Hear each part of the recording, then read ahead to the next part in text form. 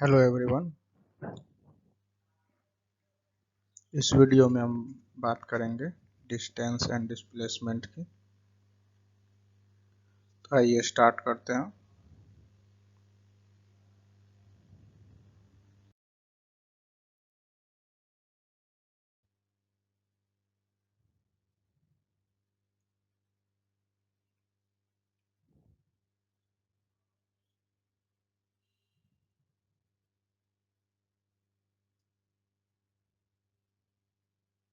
Distance and displacement.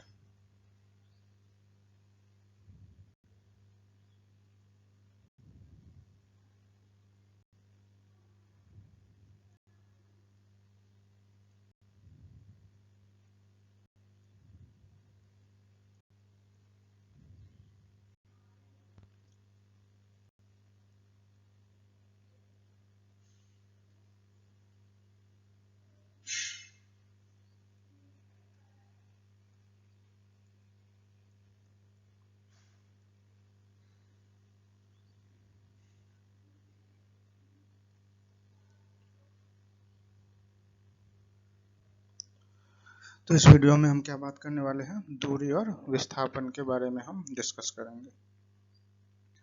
तो दूरी जैसा कि हम सभी जानते हैं,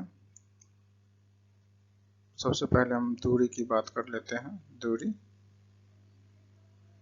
दूरी हालांकि डिस्टेंस मैंने लिख दिया है।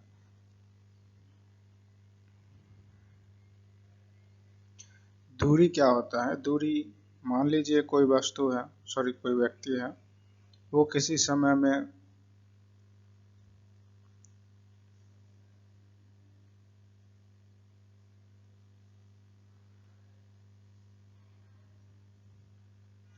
सबसे पहले दूरी को हम डिफाइन कर लेते हैं। दूरी क्या होता है? पाथ लेंथ होता है। दूरी क्या होता है? Total path length. Total path length.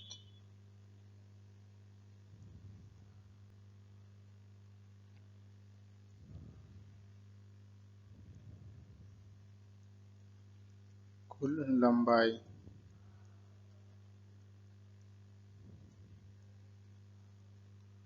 हम जानते हैं दूरी एक स्केलर क्वांटिटी है। दूरी को हम जानते हैं, ये क्या है? स्केलर क्वांटिटी है, अदिश राशि।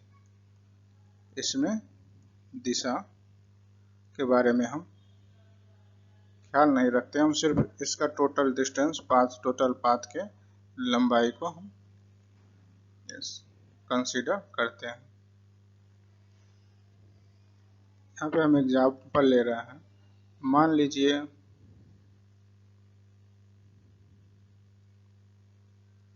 ऐसा कोई हमने अक्ष बना लिया है। कोई व्यक्ति, मान लीजिए कि ये इतना दूरी, इसको x मान लेते हैं, इसको y मान लेते हैं। कोई व्यक्ति x की दिशा में 3 मीटर चला, ठीक है। फिर वो कुछ समय बाद y डायरेक्शन में वो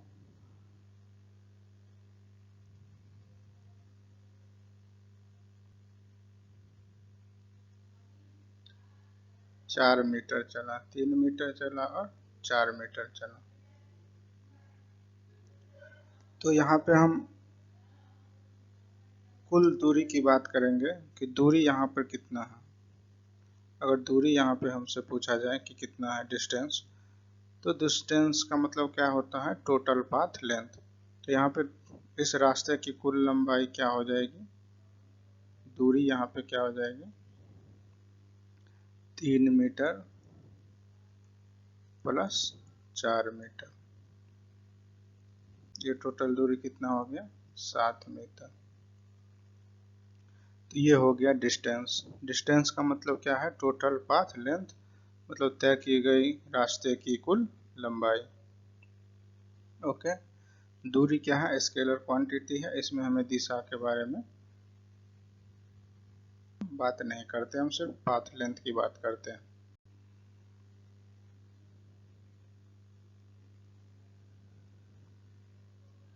एक और एग्जांपल हम देख लेते हैं। मान लीजिए कोई व्यक्ति है, ये वृत्ताकार पथ पे चल रहा है। ये एक वृत्ताकार पथ पे चल रहा है जिसका रेडियस 7 मीटर है। इसका रेडियस क्या है? 7 मीटर। हमसे बोला गया है कि ये वस्तु यहाँ से स्टार्ट कर रहा है और ये एक पूरा चक्कर लगा रहा है, एक पूरा चक्कर लगा रहा है।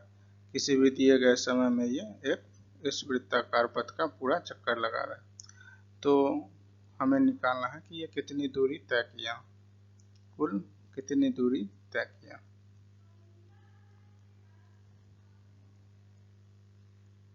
कुल कितनी दूरी ये तय करता है। तो कुल कितनी दूरी तय करता है ये हम कैसे निकालेंगे? ये एक वृत्त है, वृत्ताकार पथ है और इस पथ की लंबाई हम किस चीज से निकालते हैं? इसका फॉर्मूला होता है 2 पाई r, वृत्त की परिधि। परिधि का ये क्या मतलब हुआ कि इस पाथ की कुल लंबाई। तो कुल लंबाई कितना हो जाएगा? 22/7 हम पाई का वैल्यू रख दिए, ये 2 और ये r क्या है यहाँ पे? वृत्त की त्रिज्या। क्या है वृत्त की त्रिज्या? ये कितना है? 7 मीटर। तो हम यहाँ पे 7 लिख देंगे। 7 से 7 कैंसिल हो गया, ये 44 मीटर।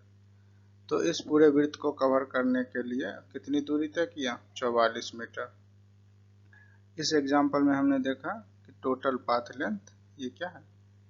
ये होता है दूरी होता है। दूरी का मतलब कि कितनी दूरी वो तय करता है, या कुल लंबाई, कुल path length, total path length कितना है उसे हम दूरी कहेंगे। विस्थापन एक अलग कॉन्सेप्ट है। विस्थापन में क्या होता है?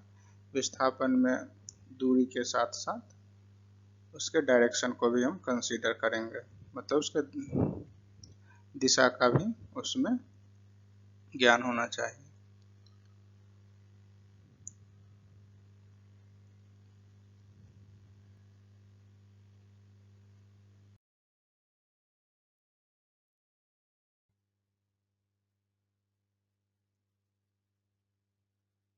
तो हम बात कर लेते हैं विस्थापन के बारे में।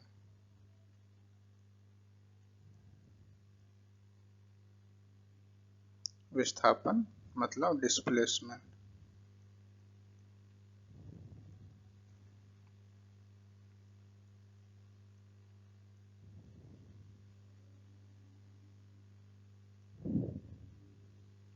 विस्थापन क्या होता है?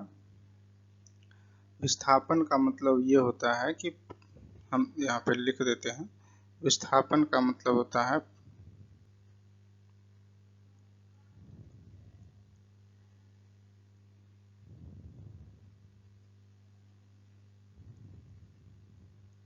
प्रारंभिक बिंदु एवं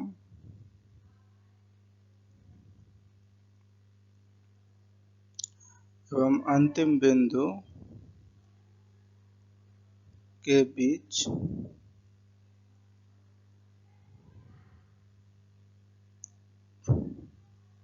की न्यूनतम लंबाई,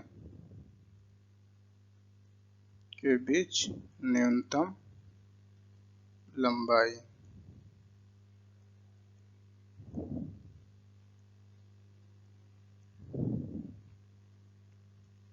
इसे ही हम क्या बोलते हैं? डिस्प्लेसमेंट बोलते हैं। डिस्प्लेसमेंट का मतलब क्या होता है कि आरंभ में वस्तु कहीं से स्टार्ट किया और अंतिम, उस जर्नी के अंतिम में जहाँ पे वो खत्म किया, तो प्रारंभ से अंतिम के बीच कितनी न्यूनतम दूरी है, उसी दूरी को विस्थापन बोलेंगे। विस्थापन का वो मान होगा। और इसका दिशा क्या होगा? इसमें दिशा भी होता है। विस्थापन में हम जानते हैं कि इसमें क्या होना चाहिए? डायरेक्शन होना चाहिए।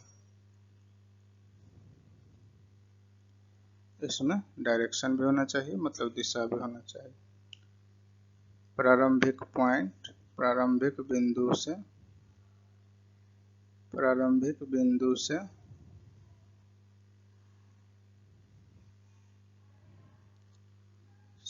अंतिम बिंदु की ओर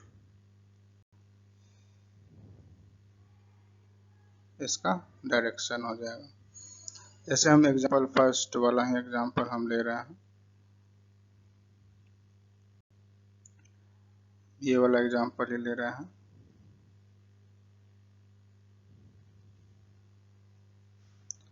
यहाँ से स्टार्ट किया और किसी समय पे ये वस्तु यहाँ पे आके रुक गया।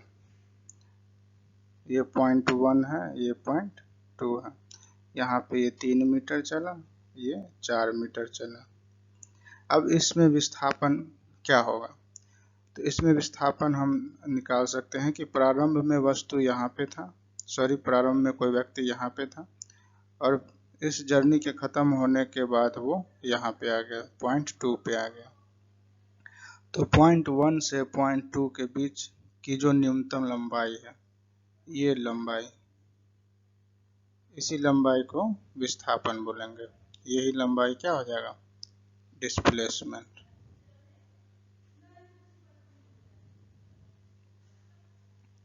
ये लंबाई क्या हो जाएगा? डिस्प्लेसमेंट हो जाएगा। तो इस वृत्त में हम पाइथागोरस थ्योरम से ये डिस्टेंस हम निकाल सकते हैं। ये डिस्टेंस मान लेते हैं d है। तो पाइथागोरस थ्योरम हम लगाएंगे तो यहाँ पे हम क्या लिखेंगे? कर्ण का स्क्वायर बराबर लंब का स्क्वायर प्लस आधार का स्क्वायर। ये कितना हो जाएगा?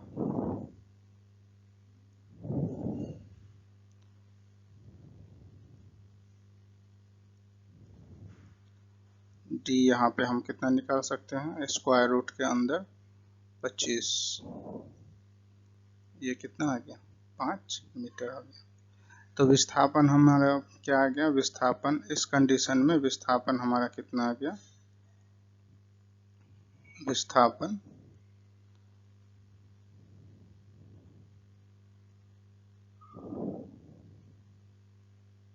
इसको हम d से ही लिख रहे हैं। विस्थापन हमारा यहाँ पे आ गया,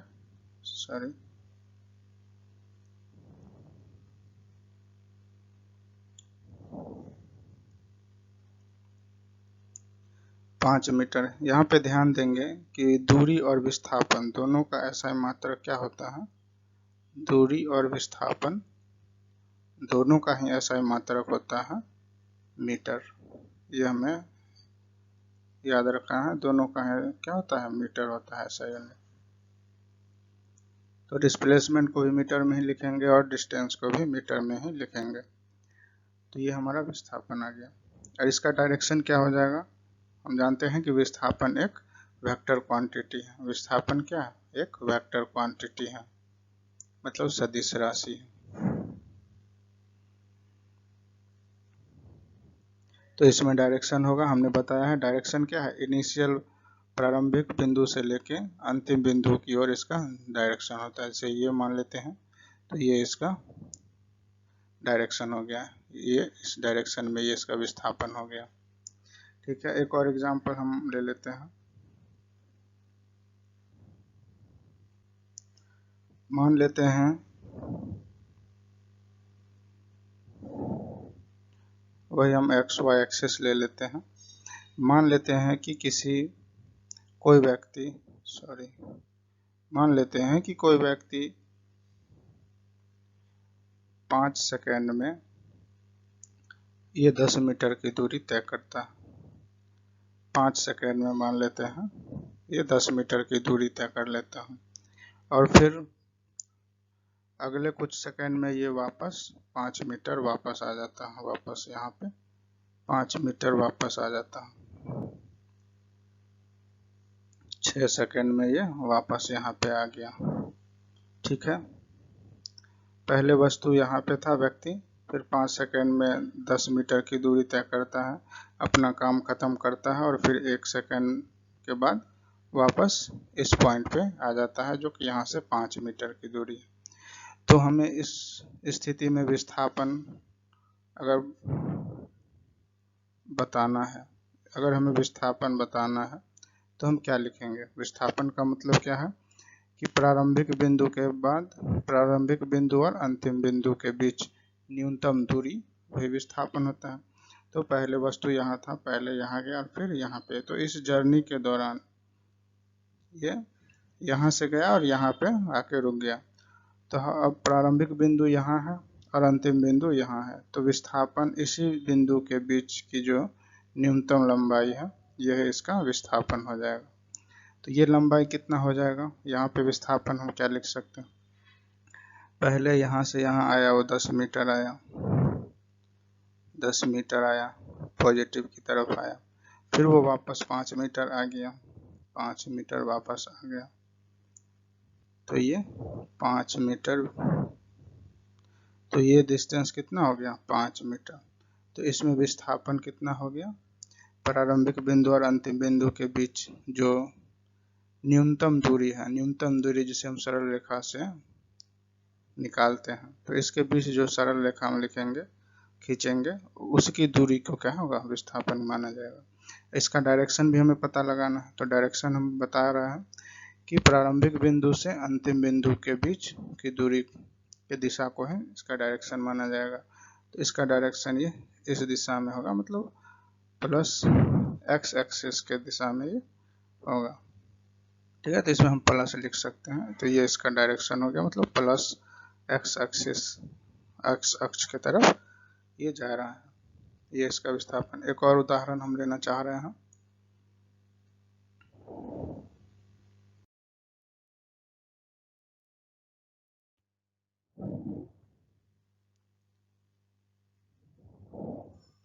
एक और उदाहरण हम यहाँ पे ले रहे हैं। एक वृत्ताकार पथ है, सेम, इसका त्रिज्या हम मान लेते हैं 7 सेंटीमीटर है, या मीटर मान लेते हैं, सिंपलिसिटी के लिए 7 मीटर मान लेते हैं। वस्तु यहाँ से, कोई व्यक्ति यहाँ से स्टार्ट करता है, इनिशियल प्रारंभिक बिंदु कहाँ पे है, यहाँ से स्टार्ट करता है, और ये अपनी जर्नी इसके अपोजिट इस पॉइंट पे ख़त्म करता है, दूसरा पॉइंट पे ये ख़त्म करता है, ठीक है। तो यहाँ पे हमें बताना है कि इस जर्नी के दौरान दूरी कितना तय किया हुआ है, कितनी दूरी यहाँ पे तय किया, और विस्थापन कितना, दूरी और विस्थापन। तो हम दूरी की बात कर लेते हैं, पहले दूरी की हम पहले बात कर लेते हैं, डिस्टेंस।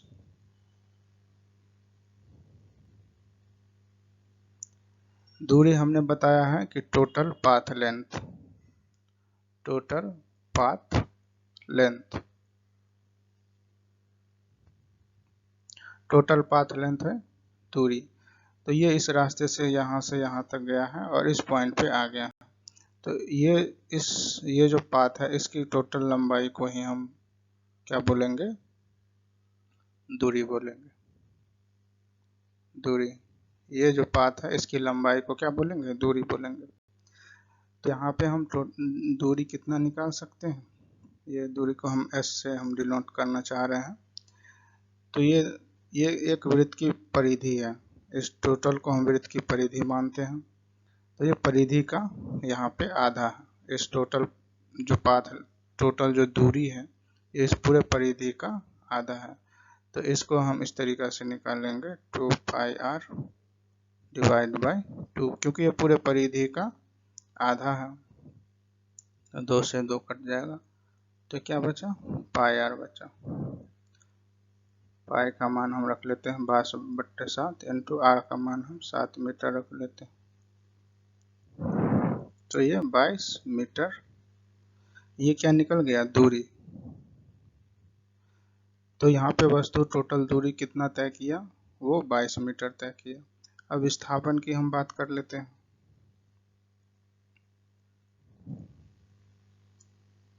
विस्थापन चूंकि वेक्टर क्वांटिटी है तो हम इस पे वेक्टर का साइन लगा लेते हैं, तो ये सदिश माना जाएगा, ठीक है। या ये दिशा को डिनोट करता है, ये वेक्टर क्वांटिटी है, तो इसको दिशा दिखाने के लिए इस तरीका से हम इसे लिखते हैं विस्थापन। अब विस्थापन का क्या मतलब है कि प्रारंभिक बिंदु और अंतिम बिंदु के बीच की न्यूनतम दूरी। प्रारंभिक बिंदु यहाँ पे है, अंतिम बिंदु यहाँ पे। तो कितना पाथ, किस पाथ से गया उससे हमें कोई लेना देना नहीं है, क्योंकि हम विस्थापन निकाल रहे हैं। हमें ये देखना है कि प्रारंभिक बिंदु और अंतिम बिंदु के बीच कितना दूरी ये मतलब प्रारंभिक बिंदु और अंतिम बिंदु के बीच न्यूनतम दूरी कितनी है। तो न्यूनतम दूरी के लिए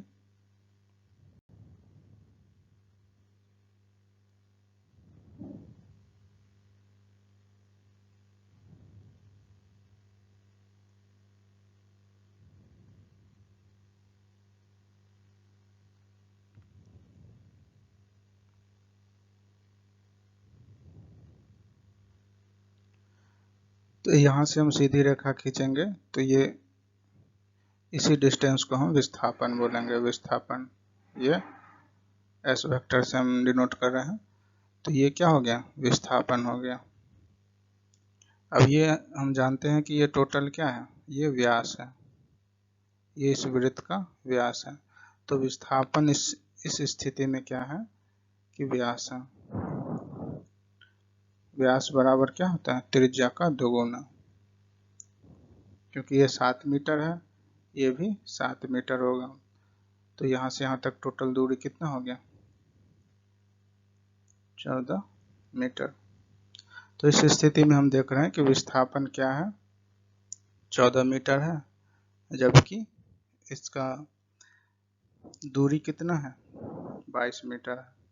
इसी में अगर ये वस्तु वापस इसी पॉइंट पे आ जाए, एक पॉइंट से चला और पूरे वृत्त, पूरे परिधि को घूम के यहाँ पे वापस आ गया, इस स्थिति में विस्थापन क्या हो जाएगा, 0 हो जाएगा। क्योंकि ये प्रारंभिक बिंदु और अंतिम बिंदु दोनों एक ही पॉइंट पे हो।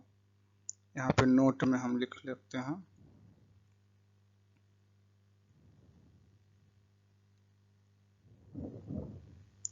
जब प्रारंभिक स्थान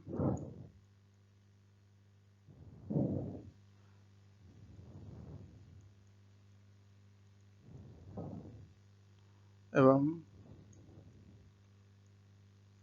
अंतिम बिंदु या अंतिम स्थान एक ही पॉइंट पर हो,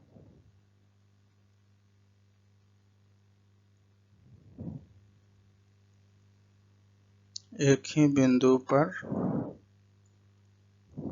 आ जाए, तब विस्थापन क्या हो जाएगा, 0 हो जाएगा। तो विस्थापन 0 हो जाएगा।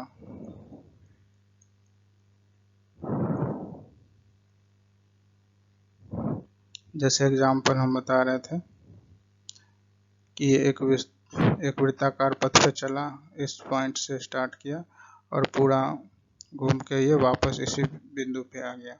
तो यहाँ पे प्रारंभिक बिंदु और अंतिम बिंदु एक ही स्थान पे है, तो यहाँ पे विस्थापन क्या हो जाएगा, 0 हो जाएगा। विस्थापन क्या हो जाएगा, 0 हो जाएगा। पर इसकी दूरी है वो 0 नहीं, इसकी दूरी क्या हो जाएगा, इस वृत्त की परिधि, टोटल परिधि कितना है, दूरी हो जाएगा 2 पाई आर। अगर ये आर यहाँ से डिस्टेंस रेडियस है, त्रिज्या है, तो टोटल दूरी इसका ये हो जाएगा। विस्थापन क्या हो जाएगा, 0, पर दूरी क्या हो जाएगा, 2 पाई आर। नेक्स्ट कॉन्सेप्ट पे आ रहे हैं।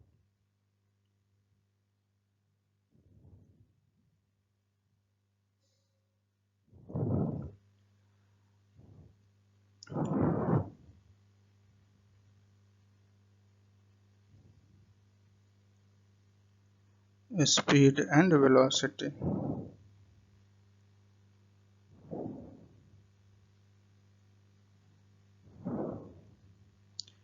क्या है, गति एवं वेग।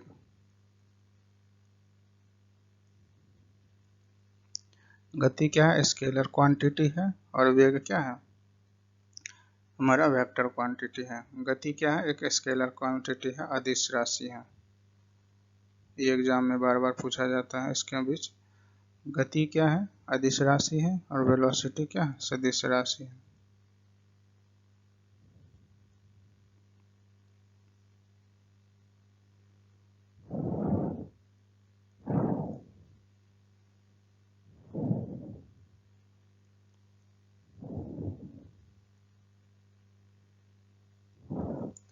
गति को मान लेते हैं हम यहाँ पे s से लिख रहे हैं, ठीक है। गति का होता है कि दूरी परिवर्तन की दर, दूरी परिवर्तन की दर मतलब दूरी डिवाइड बाय टोटल टाइम, समय। कुल कितनी दूरी तय किया उसको समय से भाग करेंगे तो वो स्पीड निकल जाएगा। इस दूरी को हम क्या लिखेंगे, मीटर में, और समय को क्या लिखेंगे, सेकेंड में। तो इसका यूनिट क्या हो जाएगा, ऊपर मीटर है नीचे सेकेंड है, तो इसका यूनिट हो जाएगा मीटर पर सेकेंड। एग्जाम्पल मान लेते हैं कि वस्तु यहाँ से स्टार्ट करता है चलना और यहाँ पे ख़त्म करता है, ये 10 मीटर की दूरी है और ये चलने में कितना समय लग गया, 2 सेकेंड लग गया। तो इसका गति हम निकाल सकते हैं, मतलब चाल, चाल या गति एक ही बात है। तो इसका गति या चाल कितना हो जाएगा, टोटल कितनी दूरी तय किया, 10 मीटर, कितना समय लगा तय करने में, 2 सेकेंड। तो ये कितना आ जाएगा, 5 मीटर पर सेकेंड। ओके, तो गति का क्या मतलब हुआ कि दूरी परिवर्तन की दर, मतलब टोटल तय की गई दूरी बट्टा टोटल समय। अब यहाँ पे हम वेग के बारे में बात कर लेते हैं। वेग का मतलब वेलोसिटी।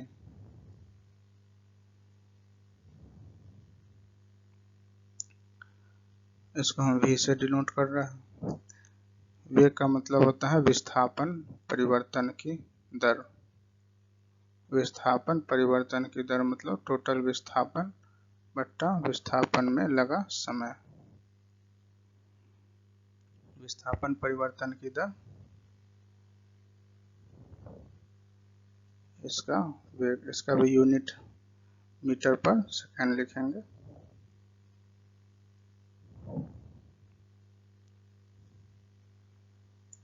एग्जाम्पल में हमने लिखा था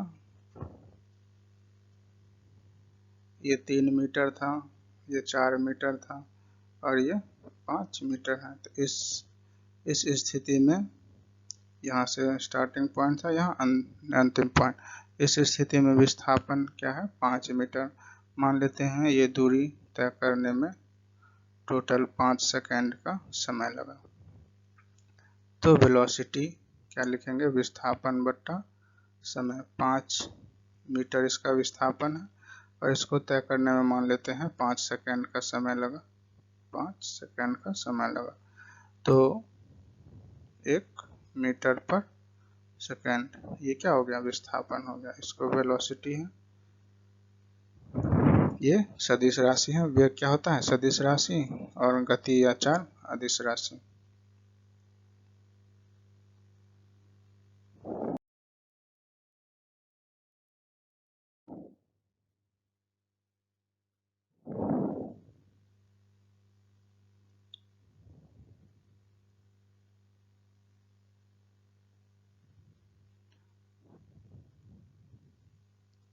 यहाँ पे हम एक और कॉन्सेप्ट ले लेते हैं मोमेंटम का। मोमेंटम का क्या मतलब है, संवेग। ये क्या होता है कि मान लेते हैं कि कोई वस्तु है जिसका भार क्या है, सॉरी, द्रव्यमान और भार में अंतर अभी हम इस पहले हम बता देते हैं।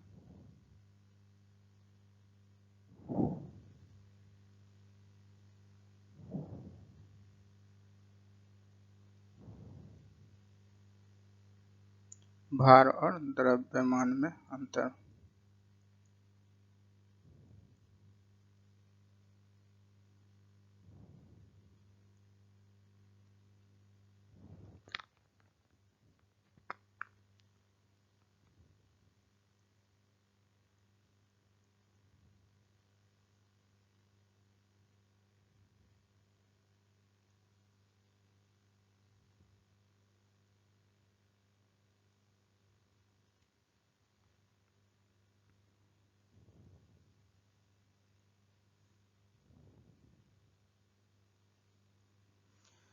द्रव्यमान का क्या होता है? द्रव्यमान को हम केजी में मापते हैं, किलोग्राम में,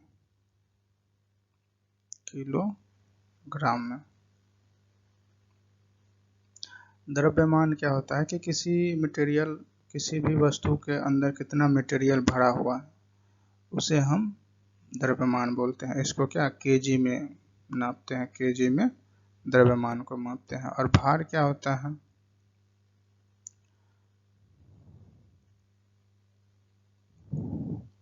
भार एक तरीका से क्या होता है? बल होता है। भार एक बल है जो गुरुत्वाकर्षण की वजह से उस द्रव्यमान पे लगता है।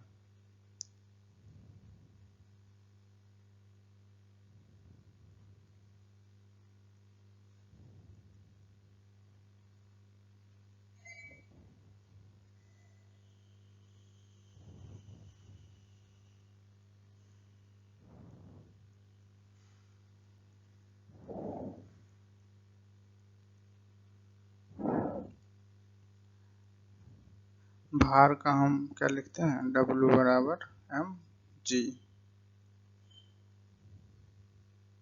जी क्या है? गुरुत्वीय त्वरण। गुरुत्वीय त्वरण, इसका मान पृथ्वी के सतह के पास क्या होता है?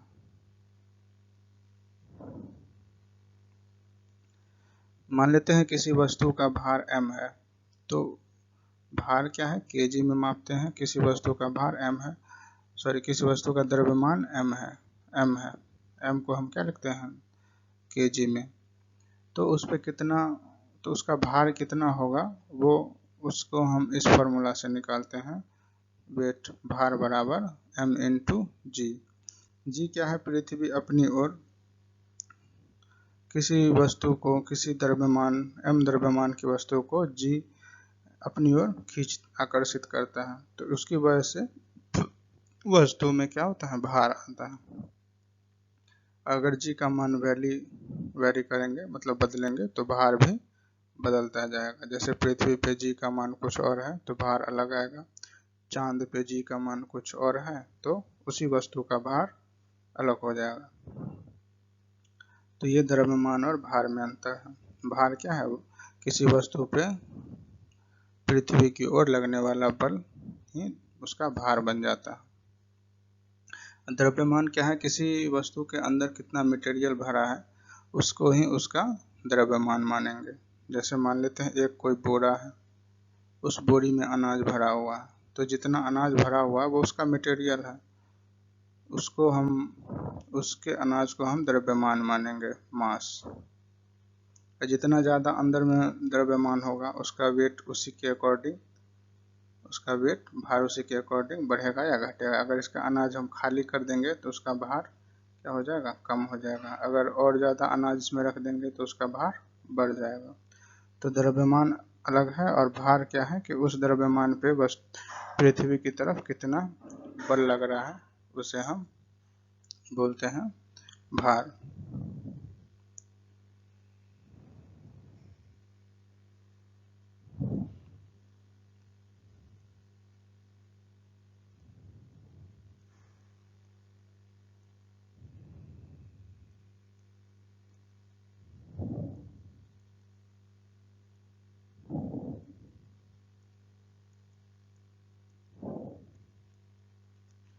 त्वरण की बात कर लेते हैं। त्वरण का क्या मतलब होता है? इसको हम किससे सूचित करते हैं? ए से सूचित करते हैं त्वरण को, ए से। ये सदिश राशि है तो इस पर वेक्टर भी हम लगा सकते हैं। तो त्वरण क्या होता है? वेग परिवर्तन की दर, सभी जानते होंगे। वेग परिवर्तन की दर को त्वरण कहते हैं। वेग परिवर्तन की दर का क्या मतलब हुआ, इसको हम समझते हैं। मान लेते हैं कि कोई वस्तु है, कोई व्यक्ति है या कुछ भी है, ये प्रारंभ में ये u वेलोसिटी से चल रहा है,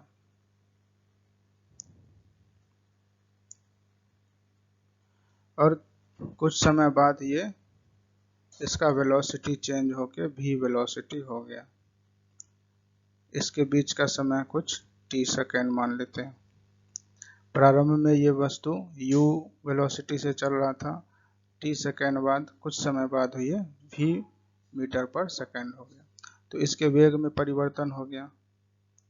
प्रारंभ में ये क्या था, u वेलोसिटी, मतलब कुछ अलग वेलोसिटी था, बाद में ये वेलोसिटी बढ़ गया या घट गया, कुछ भी हो गया, मतलब चेंज हो गया। इसके बीच में कुछ समय अंतराल के बाद ये इसका वेलोसिटी चेंज हो गया। तो जब भी वेग में परिवर्तन आएगा तो उसमें क्या आएगा, त्वरण आएगा, तो उसको हम त्वरण कहेंगे। त्वरण को हम ऐसे लिखेंगे, बाद में जितना वेलोसिटी हो गया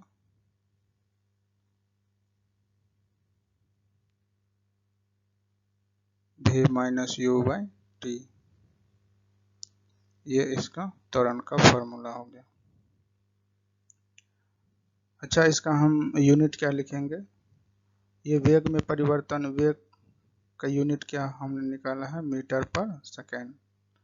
वेग का यूनिट क्या होता है, मीटर पर सेकेंड, और नीचे में समय है तो ये एक और सेकेंड आएगा, मतलब ऊपर में क्या है मीटर पर सेकेंड और एक नीचे में क्या है सेकेंड, तो इसका यूनिट हो जाएगा मीटर पर सेकेंड स्क्वायर।